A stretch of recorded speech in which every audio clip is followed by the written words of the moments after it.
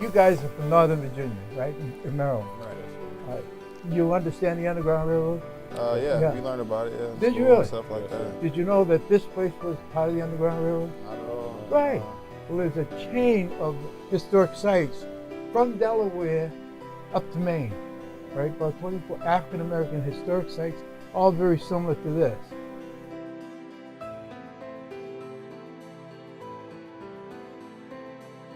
As you come through the door, you don't know the history that you just walked through. This used to be a black school. 1854, it closed in 1856 in the city of Portland. It started in 1828, segregated public school. There was 50 to 75 young black kids in the city of Portland that went to school here. How are we going to put 50 kids in a school in here? I don't know.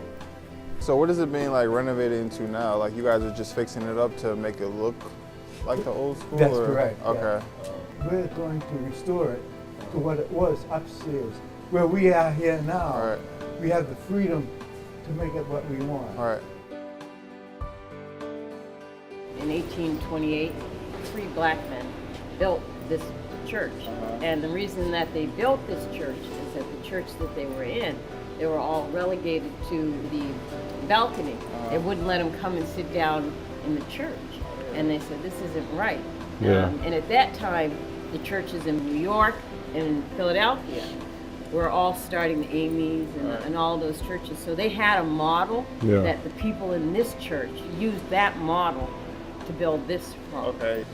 What was the state of Maine in during that time, like the 1800s, as far as being like a free state, or it was freedom up here? Yes, slavery was not here, but the Fugitive Slave Act was put into place, which said that down south, if you found anybody here in the north, you could return them back to slavery. Okay, wow. And so this building, the members in this building played a very crucial role because they were all the Underground Railroad because of its proximity to the water.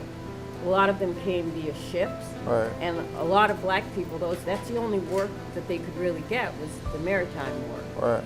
And so all different types of work around the sea made it so that they could come in sneaking them in makes on those sense, ships. right. And so what would happen is they would have somebody from the Abyssinian would arrange.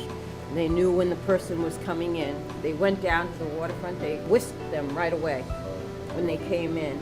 And they would stop at the barber shop. And the reason you stop at the barber shop is because you need to change your appearance. If they got you to the barber shop, they could give you a wig.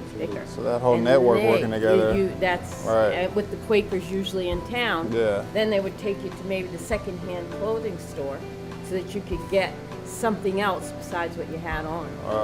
And then take you or wait for you to be able to go where you're safe until you could go on to the next All right, that's very stop. interesting. One of the greatest things in Portland, I think, as we look back in time and as we look back through the years, the rest of the country was segregating the school. Oh no, Portland was way ahead of them all. This became a model for the country.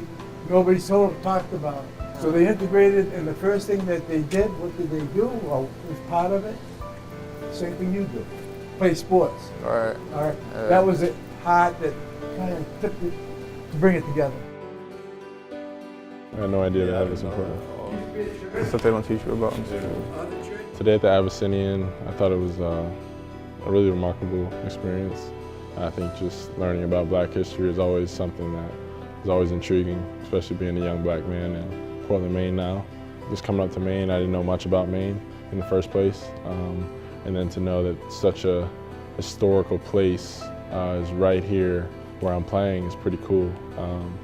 And I'm glad I got the experience to learn about it and also be able to share it with people, you know, when they talk about Maine and things like that and they might not know.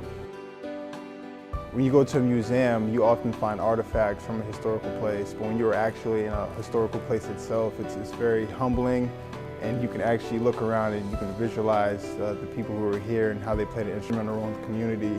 With the state of our nation, I think there's a lot of, social issues, political issues that people are struggling with, and to have the organization like the NBA just bring awareness to the Black community with the Black History Month jerseys and the warm-ups and stuff like that. I think it kind of unifies the organization. There's a lot of players who come from different countries and different backgrounds within the NBA and the G League, and to have like recognition for these players, I think it kind of unifies us. And since we are on a national scale, like people see that the NBA and the G League can unify players, then it should be a model for the nation as well.